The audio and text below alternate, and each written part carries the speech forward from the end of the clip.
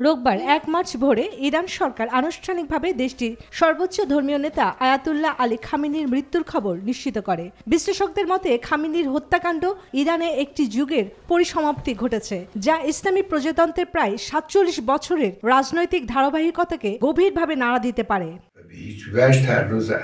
মৃত্যুর আশঙ্কা আঁচ করতে পেরে তিনি আগেই নিজের উত্তরসূরি বাছাই করে রেখেছিলেন বলে জানানো হয়। ঘনিষ্ঠ সূত্রগুলো বলছে, খামেনি ধারণা করেছিলেন এই যাত্রায় হয়তো আর বেঁচে ফেরা সম্ভব নাও হতে পারে। ওদের স্বপ্ন পূরণে পাশে থাকতে পেরে আমরা গর্বিত। মৃত্যুর 11 দিন আগে শেষবারের মতো জনসমক্ষে বক্তৃতা দিয়েছিলেন খামেনি। ওই বক্তৃতায় তিনি ইরানের জন্য প্রতিরোধক অস্ত্রের প্রয়োজনীয়তার উপর জোর দেন। ইরানের প্রতিরোধক অস্ত্র থাকতেই হবে। কোনো দেশের কাছে তা না থাকলে সেই দেশ তার শত্রুদের পায়ের তলায় মিশে যেতে বাধ্য হয়।